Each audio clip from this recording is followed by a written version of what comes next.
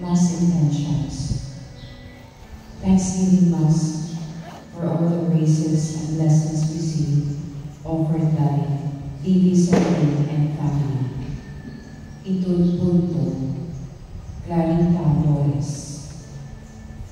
Thanksgiving Mass in honor of the Sacred Heart of Jesus, Immaculate Heart of Mary, San Vicente Ferrer, Saint Anthony of Padua, Jesus Nazareno, Jesus Nazareno, and all saints offered by Teresita Urasiman, Annie Hilos, Inday Nadaan, Marilyn Swasin and family, Betty Veracruz and family, Ludwig Elmar and family, Antonia Laguo and family, Flora Somoza and family.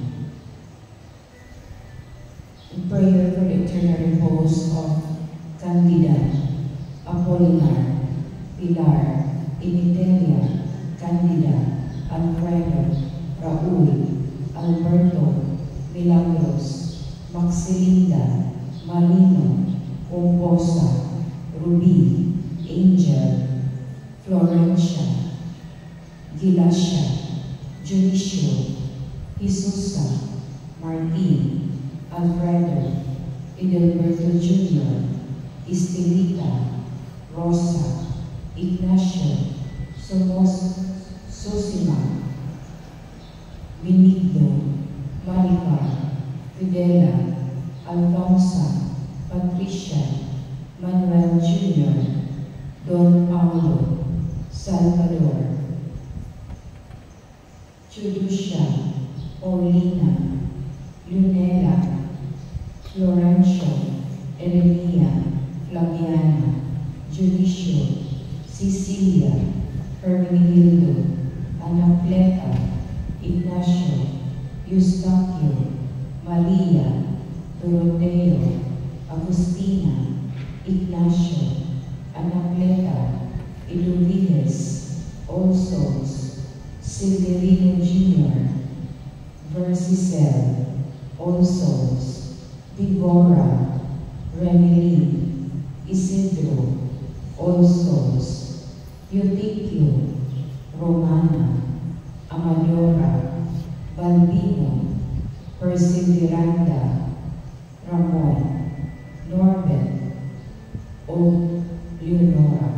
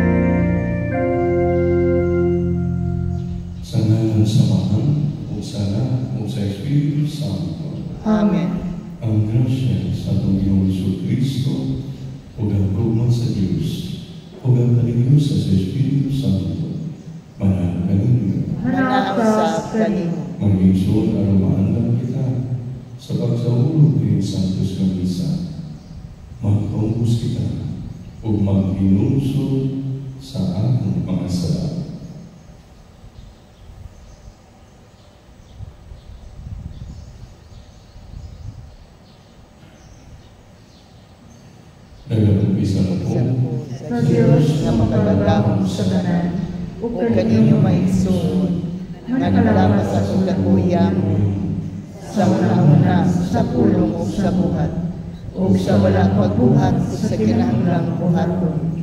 Kaya akong sala, akong dakong sala. Busa na namuyang ko kay Santa Maria nga kanunay na ulay, o sa kanang mga anghel ug mga santos, o kaninyo mga igsoon, aron ninyo akong giampo sa Ginoo nga atong Dios. Kaluhin kita sa Diyos nga makalagawang sa tanan ug pasayon sa mga sala dahil kakiganiya ngadto sa kinabuhing gana. Amen. Ginoo kaluhi kami. Ginoo kaluhi kami. Kristo kaluhi kami. Kristo kaluhi kami. Ginoo kaluhi kami. Ginoo kaluhi kami. Mangampo kita. Nag-andaw ikaw, O Diyos, o mga panabang nga sibol sa among kaalaon. Ito nga madawat unta namo uban sa kalibay ang imong panabang o makita kini sa among santos nga kinabuhi. Kinahanglan pamayo kinahanglan sa Ginoong Kristo imong anak nga buhi ani uban kanimo si Espiritu Santo Dios hangtod sa kahantuluan. Amen. Kinagtukitan sa basakol sa paalam ni Solomon. Sayon ang kautan ng mga tao sa ilang paghingon, sa ilang kaugalian. Ang akong kinabuhi ang mabura o puno sa kasakit. Kung maabot na ang katapusan niini, wala kita kami kawasan. Wala na ibaluan kami baling ikan sa kalbunan sa mga patay. Ang matarong mga tao wala'y kapusnanan, kundi mga sangkaan lamang. Pusa magkita-kita hinayon sa pagbaglag ng ilan. Sukat sila sa aking libuhan. Nagpasakit sila kanato kung kita nagsubak sa balaod ni Moises. Upang dapat sa mga pagtulungan sa aking mga katigulan. Nangangkol sila na nakailakulo sila sa Diyos. Upang tawag sila sa ilang kaugalingon ng mga anak sa Ginoo. Dili kita makaagwanta sa pagtanaw sa mga tao kasama kanila. Ang ilang kinabuhi sukwati sa tibong na kong pagkailangan. Lahi sila sa mga tao, lahi ng ilang mga paagi. Nagmamuna sila ang atong suktanan sa pagkakasan, ilabihan kalaunan, at inangkan nikayan ang tanan ng atong tibuhan. Nagpagarbo sila na ang Diyos maumay ang amahan, upang tuos sila mamuman na suli o mabuhan ang tanan, ang mga matarong lamang mao'y maliban. Apan tanawang taong binuod pa ka. Tanawang taong sa may kabukod mamatay na sila. Kung ang mga taong binuod kayo nga mga anak sa Diyos. Ang Diyos magluwas kanila sa ilang mga kaaway. Busa, sulayin pa sila. Ato silang daog-daogon o sakiton. Unya, sutaon pa, sa kamalinawan o kamakatarungan sila. Sutaon pa asang putong ang ilang pag-abanta. Sinundan pa sila sa usang kamakauulaw ng kamatayon. Sangit na ginunan sila na ang Diyos mauray na nalipot kanila. Ingon niini ang mula-mula sa loob ng mga tao kapag salud sila. Nabutaan sila sa ilang kaugalingon kalautan. Wala kayo sila ang lalo sa mga kinabuan sa Diyos. Wala kayo sila maglaon sa mga ganti sa usang kinabuhi, kabalaan o balay-buli. Ang pulong sa Ginoo. Salamat sa Diyos. Salmo responsoryo ang ating pulang. Ang Ginoo haluoy sa mayroon-sulod o kasing-kasing. Ang Ginoo haluoy sa mayroon-sulod o kasing-kasing. Ang Ginoo nakiharong sa mga nabuhat ng kautan at umapapas ang ilang handumanan bini sa lupa. Sa pagtuwaw sa matao, nagpatalibo kanila ang Ginoo o sa tanan nilang mga kalisdanan, giluwas niya sila. Ang Ginoo haluoy sa mayroon-sulod o kasing-kasing. Ang Ginoo haluoy sa mayroon-sulod o kasing-kasing. Ug luwason niya ang mga nabuon.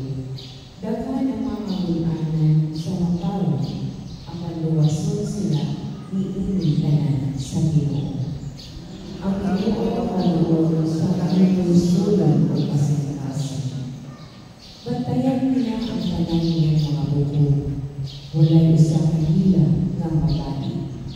Luwason sa Ginoo ang kinabuhi sa iyang mga sunuon. Walay makasala ang hila nga mudahog kaniya. Ang Ginoo ang kaluon sa mga sulod ng kaskas.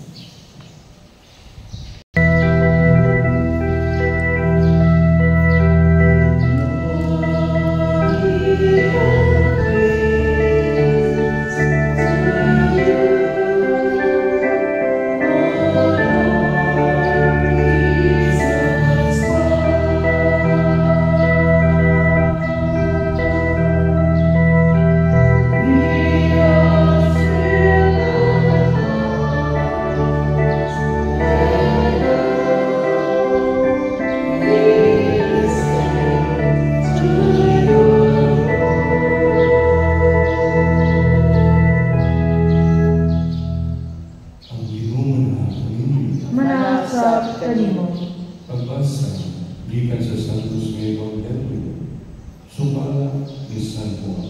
Himayawan ikaw, O Ginoo.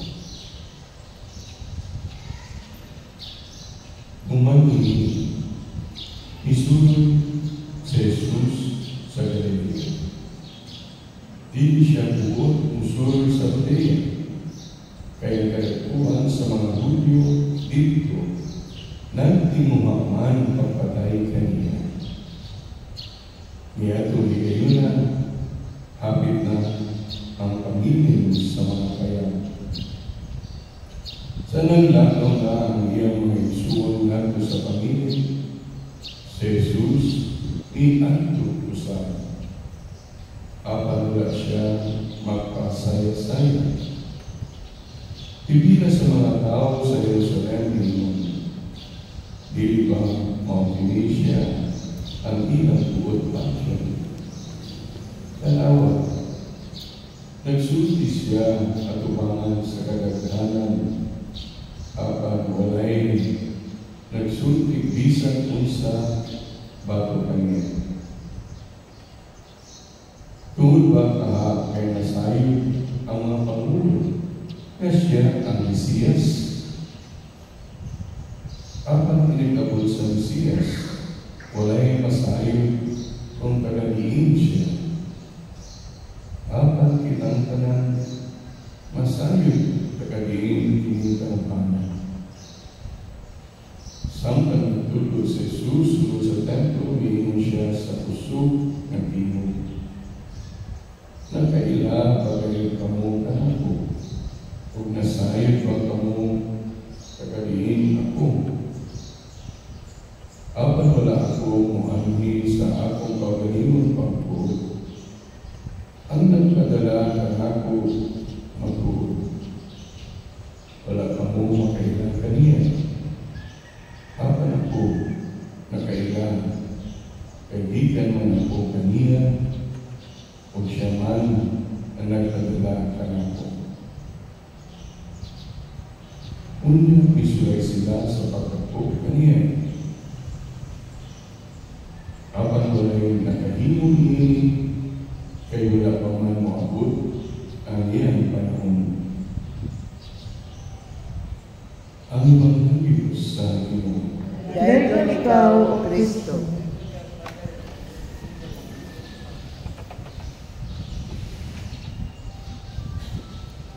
Remember na sa kapangutana, ni kinsa may pinakaisog na tao, pinakaisog, kung sa may makasulto ang isog kay siya. Kapag lagi daghang sulti, atong isog na tao, atong dili kayo mahadlok. A person who does not fear and walay kahadlok, dili mahadlok, walay kahadlok. Pero kung musulti kayo ang tinuod, mas tinuod pa kayo na may isog ng tao, katong tao na bisan nahadlok siya, bisan pagkain na kahadlok siya kasing-kasing o nahadlok yun siya, iya pagayon buhaton kung unsay sakto. Mao na ang isog nga tao. Nakita na ko ang difference. Dili ingon nga ang isog nga tao, dili ingon nga wala siya kahadlok. O dili inspired nga nahadlok siya. Inspired nga nakay akong kahadlok sa iyang kasing-kasing. Iya pagkanin ihapon buhaton what is right. He still will do what is right. And what is good, what is moral. Inspired nga anak ihapon sa iyang kasing-kasing. Tao naman po siya. So it's not the absence of fear that makes a person brave, but it's the presence of the strength to do what is right. So ngayon, sa atong Ebanghelyo pero ihagit kita nga mangin matinutanon sa atong okasyon o mission isip pinunyagan ng Kristiyano. Naruman si Kristo, kabalo siya na naidaghan layhan ng patay kaniya, na naidaghan ka plano na patyon siya, dakpun o patyon ang mga kadagpuan sa Jerusalem during sa iyang panahon. Pero iadto gihapon siya dito sa mga lugar sa Jerusalem para iyang isangyaw ang kamatuguran kanila. Dili lang dito sa Galilea, pero kinahanglan mo adto kayo sa Jerusalem. O dito ipakita o isangyaw ang kamatuguran. Until to the point na nauman ko niya paglibot o pagsangyaw, mayong balita dito sa Galilea o sa mga lugar sa Israel, ibalik gihapon sa dito sa Jerusalem upang katubangon ang krus, dawato ng krus, para ilansang sa krus o pamatay niya sa krus, para lagi maluwas ang katawan o matuman ang kabubuton sa amahan. Tungod maong gayon na ang iyang misyon, isip na sa tao, isip na sa Diyos, manluluwas o manlulubos, pinaagi sa kamatayan sa krus. Kita mo Enzo, kitawag kita, isip pinunyagan, isip mga Kristiyano katulad. Asa kita kuto na maging matinulanon ni ining okasyon o misyon nato. Maging maukilinghagin na ilaw kita, maging maisugon kita. Inspired sa kalisod sa kinabuhi, maisugon. Inspired sa mga pagtintan, maisugon. Inspired sa another daghan kabalaka, pagduwa-duwa, sa kahuyang, maisugon gihapon nga mubarog sa kamatuoran. O mutuman ini, o buhaton kung unsay angay buhaton sa isip, sa mata sa Diyos, no? Sa'yo ng good, ato na lang ipasangil pero nga tungkol sa anong kahuyang, di kita makahigong ini. Pero kitagaan ang kita kusog o kaisog sa Diyos para kayo maging matinun-anon kita, no? Madasigon kita, maisugon kita sa atong okasyon o misyon isip pinunyagan. Maukaroon ang kulang ng kayo natin. Daghang mga pinunyagan, daghang kanato. Pero kinsa mangyod kanato nga mangin maisugon sa pagsangyaw sa Ebanghelyo. Kinsa mangyod nato mga pinunyagan nga mangin maisugon o makanunayon sa pagtuman sa kabubuton sa Diyos, inspired nga nahadlok kita. Anak hadlok na base na wadan kita trabaho, dili kita ma-promote, dili kita mag-daog sa mga selection, o inspired na mawadan kita mga higala, pamilya, inspired spite na maulawan kita, in spite na sultihan kita buwang-buwang, at tumagin mong ibuhat mo sa'y matarong o angay o sakto, may isugon si Kristo na niadto sa Jerusalem. May isugon si Kristo na mibalik sa Jerusalem. May isugon si Kristo na midawat o mibasan o nagbalansan o namatay diya sa krus para mapanaw siya o maluwas kita. Asa man ang kaisog sa mga pinunyagan, labi na ang panahon ng kinahanglan o mga leader, no, sa atong simbahan, leader diya sa atong komunidad, leaders na makaingon ng servant leaders nga maisugon nga muduol sa krus, mga leader nga maisugon nga mudawat sa krus, mga leader nga maisugon nga mupasan sa krus, mga leader nga maisugon nga magpalansang sa krus,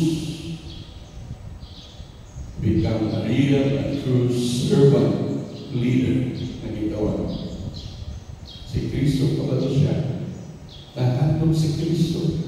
Bisan gani, remember katong Garden of Gethsemane, di ba? Katong before siya gitakop na yun. Nakasulti pa ba nga sa Father, it is possible, don't let this chalice to happen. But not my will be done, but yours be done. Parang pa mga nagihangyo pa ba? Nakita na niya kung saan may tabo, nga ala ang krus, kung saan may tabo kaniya. Napakagaling kahandog po ang anak sa Diyos, pero niyo sa lahat, my will be done, but yours be done. Kagaya ng pupuso o kaiso na mudawat ni so mga iso, hindi na dilig na mahalo. Tama mo po. Kung mangayog kita, tamang katagal kita kaiso o puso ng pagbuhat kung sa pag-angay o ba itong mga binuhatan nga angayan o tapos may kitang angayan tapos sa mata sa Diyos, angayan tapos isip pinunyagan, isip Kristiyano Katoliko. Pinahanglan ni kita real Christian Catholic servant leaders saan sa itong simbahan, sa itong komunidad, sa itong nasod, lungsod o kung asa pa. Bisan asa kita ang atong pagkabinunyagan hindi na itong angay kalintang na naatay misyon o bukasyon. Nakaka sa eskwelahan, maestra ka na Kristiyano Katoliko. Anak ka sa ospital, o doktor ka o nurses or health workers. Anak ka sa business world, the businessmen and women, entrepreneurs. Anak ka sa munisipyo, city hall, senado, kongreso, Malacanang, kapitulyo, ayaw kalimti, barangay, sa barangay hall. Ayaw kalimot na binunyagan kita natin mission o vocation. Kung sa mag-iangay sa atong pagtrabaho niya ng mga lugar, ipakita na ito kung sa'y tinuod na servant leaders. Itawag kita. Yan pa rin ni Kristo. Pilit kita magpalahitan po sa Jerusalem. Mubalik umuduol kita sa krus kay diyan ang tinuod na kaluwasan. In the end, pray and ask for strength and enlightenment to do what is right, to fulfill our vocation and mission in life as baptized Christian.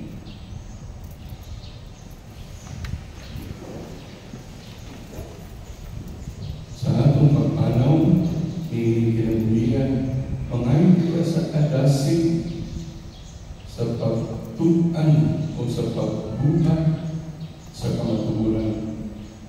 Muligon kita, Ginoo, liguna kami. Ginoo, liguna kami.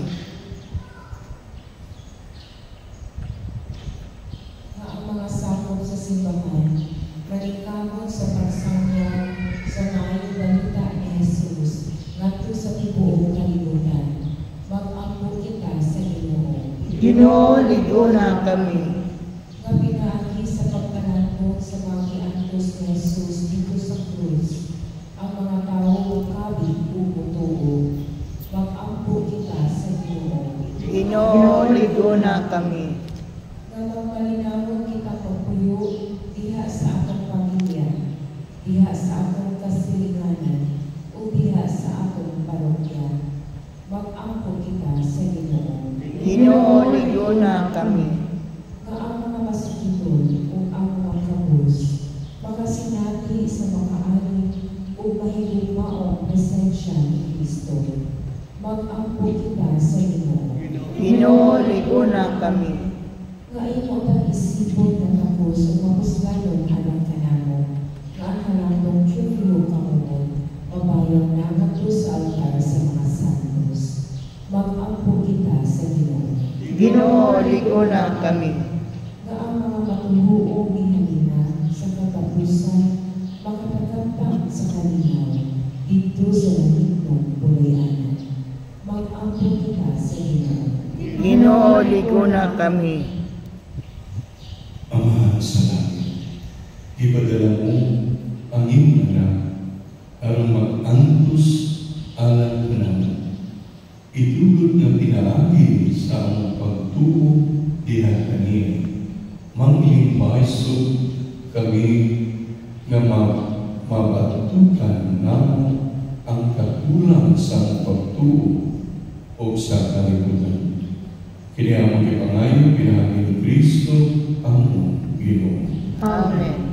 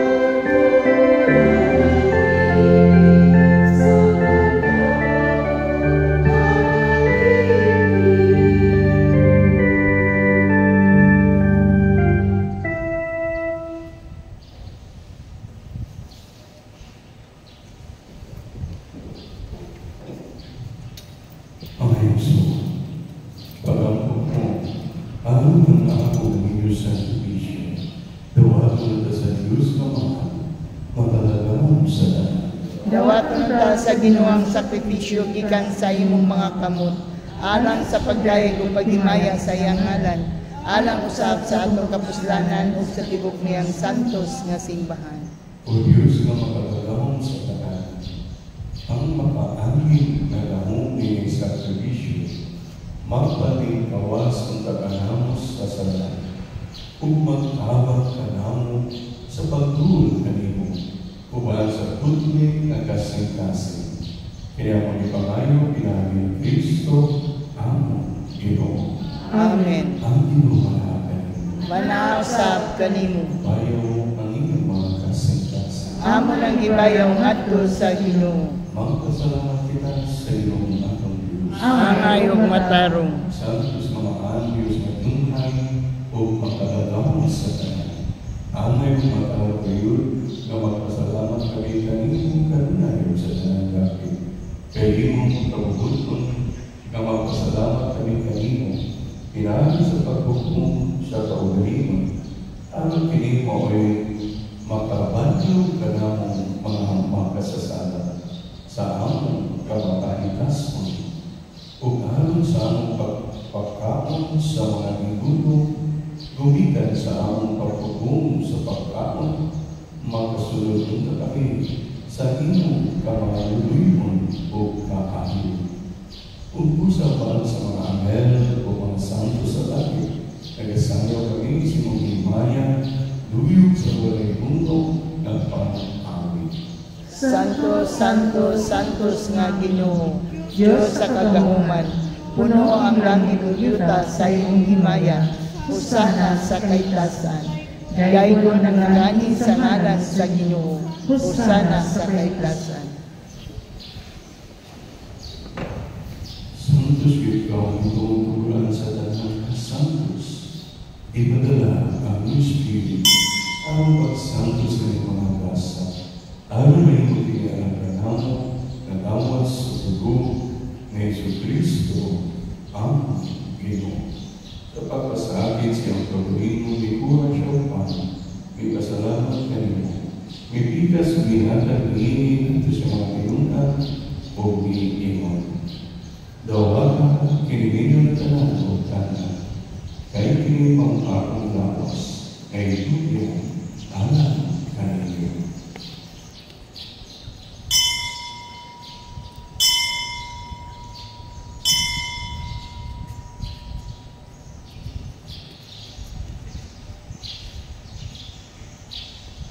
Sa samang hagi, tapos ang talihaka, may kulang siya sa tanis.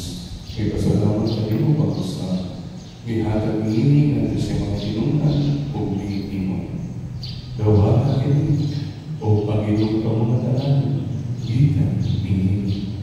Kaya kini mo kali sa dugo, sa pagkutunay na kasabutan, ang dugo na yula alam kanino o alam sa tanang mga tao, aron mga sala mapasayo. Wala kini ang pag-anlo kanako.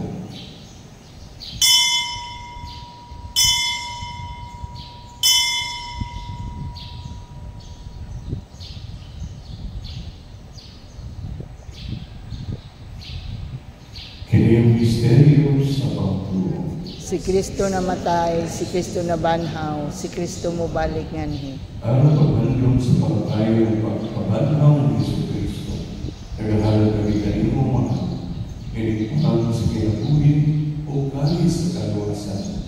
Nagapasalamat kami kanino kung kayo mo kami iisip na ngayon na matuwang o maalagan kanino.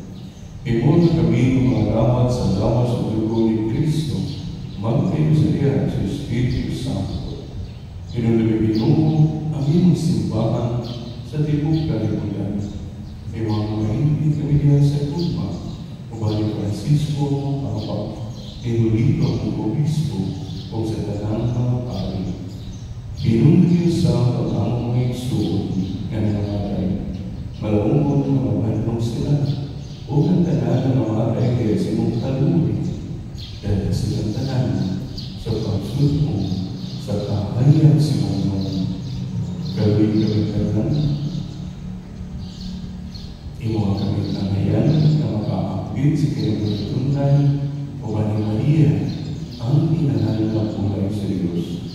Uban San Jose, iyang pana, uban sa mga apostoles, ni San Pedro, o sa tanang mga santos, na nagatuman sa mga kabubuton, lahat sa kapitan. Uban kanila may kawalanay o ang ikaw may mayaman, pinahin ni Jesucristo, imo anak. Pinahin kaniya, parang kaniya, bilang kaniya. Ihatag na kanimong magkagawang ramaan. Kaya sa Diyos sa Espiritu Santo, ang tanang lugo kung himaya, hanggang sa kaanturan.